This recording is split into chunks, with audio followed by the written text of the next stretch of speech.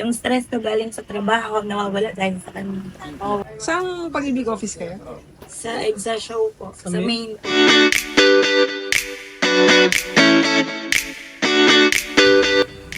Hello! Hello! Welcome to another episode po ng Kasalang Bayan na 2025 of Drive with Pinas. We are with another couple to be featured po today. So, say hello po to our viewers. Hello po. Can you provide us po your names? Kung ano po ang edad or kung ano po ang pinagkakabalahan natin sa buhay po natin. Ako po si Michelle, Michelle. 29 years old po. Ano po ang pinagkakaabalahan po natin, Ma'am Michelle? Nag-work po ako as teacher po. Ah, wow! Sa ano po ang tinuturuan po nila? Elementary, high school? Elementary po, grade 4. Grade 4. May ano po ba? May specific po ba kayong tinuturo na subject? Nagtuturo po ako ng GMRC po, English, tsaka MAPE. Wow! GMRC, English and MAPE. Grade 4 students. Sige. Thank you po, Ms. Sir. Kayo po, sir. Ako po si Mark Joseph Navarro po. Mark 29 Joseph. years old po. Magkaedad po kayo niyan. Yes. Ano po ang pinagkakaabalahan natin, Sir Mark? May may parang business na sa Tagaytay Station po. Amaris Place Tagaytay Station po. Gano'n na po kayo katagal ni Ms. Michelle? Mag 3 years na po. Pero bali matagal na po ang may communication. Saan po kayo nagkakilala? Isa na lang, isa. Sa ano po, nagkita po kami sa may EDSA show. Talaga?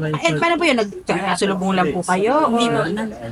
nagbabaka sakali lang po kasi ako na mag-apply ng housing loan. Oh, Sa pag-ibig Iba doon po. po yung branch. Tapos same pala kami ng province. Grabe. okay. So, sa pag-ibig po kayo nagkakilala?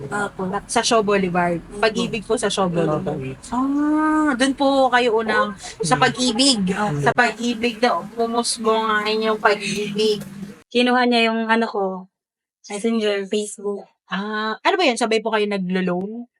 Pag-utusan lang din po ng kapatid so na Magbayad po doon ng payment. Tapos sakto po, nandun po si Miss Michelle ng araw na yun. Kasi nung time na yun, pandemic pa kasi yun. Oo. Konti lang ang tao, konti lang ang tulad. Tapos nagtanungan kami. Tapos namin, taga doon pala kami. Parehas na. Saan po ba ngayon? Samar. Sa summer. Eastern Samar. Kayo parehas. Isa 2 taon po, bago po kami Jowa. Talaga ba? Sino pong unang nagtanong dun sa pag-ibig? Doon sa pag-ibig, nung nandun kayo sa pag-ibig office, si sir po ba, kayo pong lumapit sa kanya? Pero anong intention mo nun? Talaga nagandahan ka na kay ma'am? Nagustuhan mo na siya? Kaya ka Parang iba po yung sabi ko parang may may spark? Parang ganun. Parang may kinilig ka na. So, gumawa ka na ng way para makalapit sa kanya. Ganun ba yun? sabi ko pagkakataon na tayo. Diskarte pala. So, tapos po, naalala mo ba kung anong tinanong mo sa kanya? Tatanong po siya kung nakapila po ganun po. In-entertain mo naman si Sir Mark. Entertain mo naman siya. So, binigay mo yung number niya or Facebook mo? Facebook mo kayo mag-chat. Sa sa Messenger po. Sa Messenger, sa Facebook. So, tapos nun, 2 years kayong mag-chat. Hindi kayo nagkikita ng chat lang talaga. Hindi po. Tapos, Tapos nung nagsabi siyang manliligaw siya. Pumunta siya ng Antipolo. First time niyang pumunta ng Antipolo. kasi sir, kayo po ay talaga taga-Tagaytay. Tapos ikaw ba? Antipolo. Saka dito sa Antipolo. San Jose po. So, pinuntahan ka niya. Pumunta siya. Kasi syempre kinilig ka kasi from Tagaytay to Antipolo. 3 hours. 3 hours na biyahe. Sa ano po yan? Sa motor? Ito lang ako. Wow! Ano naman naramdaman mo na? Michelle? Kasi yung pangalawa ng pagkikita namin. Diyan po sa sa katedral. Sa katedral. Hindi, parehas po. Nung nagsabi po siya sa'yo na niligaw mo siya, parang naniwala ka ba agad? Wala, hindi po. Tagal, di ba? Parang, Tagal muna, hindi ako. Matagal kami nag-chat po. Pero hindi naman sumuko. Sabi ko Sige, nga, wag na. bakit naman? Bakit wag na? Kasi siya, sanay po akong natagal po ako ng Diyos. Baga, Sanay na po ako mag-isa. Kakayanin ko naman siguro. Ako kasi, Yun ang nasa isip mo. Oo. Pero ano po, nung naging kami po, mas maganda po. Mas maganda pa na hindi mag-isa. Ako yan. Ano masasabi mo doon, sir? Kinilig din. Na-speechless na lang din siya. So, kailan mo siya sinabi? Paano mo naisip na, ano yung naramdaman mo? Opo, kasi sabi ko, pag nagkita ulit tayo, doon sasagutin kita. Eh, umuwi pa ako ng probinsya. Tapos pinuntahan niya ako. Sa probinsya? Opo. Talaga. So, hindi lang natapos si sir sa pagpunta ng Antipolo. Pinuntahan ka niya sa Samar. Opo. Sa Samar. Ano naman ang nag-sama kayo sa Matyaga po siya. Yung una ko talagang kasi, joke. Lagi niya ako yung stress ko galing sa trabaho, nawawala dahil sa kanya. Oh, wow. Ikaw naman, sir, ano po ang nagustuhan mo po kayo? Naging po siya sa akin eh. Dati kasi barkada, naging sa inuman. Tapos nung naging kami na parang naging focus na po. Kumbaga magandang impluensya po si Ma'am Michelle sa inyo. No? Malaki rin ang pinagbago. Oh, wow! Kaya rin siguro porsigido ka rin sa kanya. No? Ano naman po yung, ilang taon na po kayo together?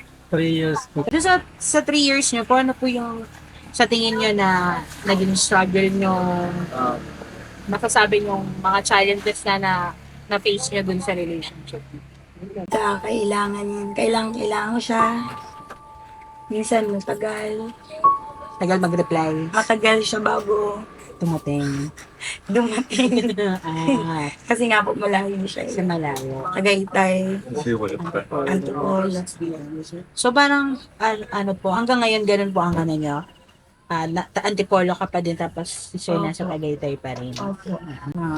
Doon lang po ang naging struggle niya yung pag sa LDR.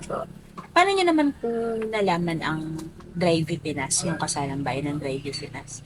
Lang po siya sa Facebook. Sa'yo ba? Sa'yo lumabas na? Ikaw ang nag-apply? Opo. Kaming dalawa po. So, ano ba yun na? Talaga bang pinaplano na niya? Kasi Inyo dati- na magpakasal? Paano naman po kasi nasa naman na rin ba kami. Oo. Tamang edad. Tamang edad na. Oo.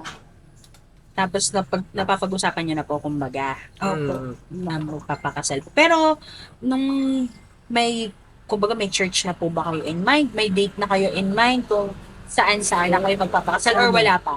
Wala pa naman po, pero yun nga, nagtatanong Nag-check na ng mga possible na venue. Nung nakita mo, ma'am, nag-message ka agad? Sa Drive Pinas, nag-message kayo agad? Nag-message po ako. So di ba nakita ko po siya sa post sa Facebook. Ayun, na-try ko nag-sign up ako. Since tiga dito ka sa Antipolo, napuntahan mo na tong PIHM before? Yes po. Kasi sir, first time po. first time niyo po. Ngayon, nakita niyo na po Opo. ba ngayon?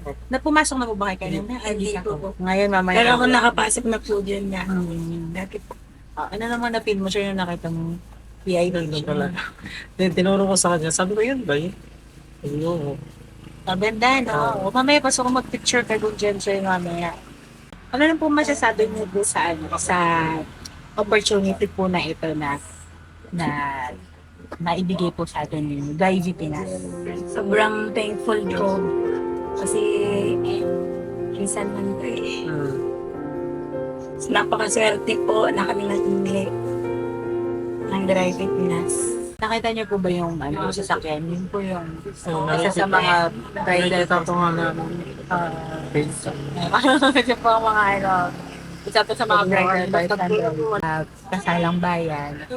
Ang alam ko po, mag-pictorial po kayo sa mga, natin, sa mga driver guys na yung driving. Thank you very much din po at sa paunlakan niyo po yung interview namin ngayong araw na to. At alam ko po na salamat po sa sa opportunity din po na makilala po namin kayo at ma-share po yung inyong love story dahil po sa pag-ibig.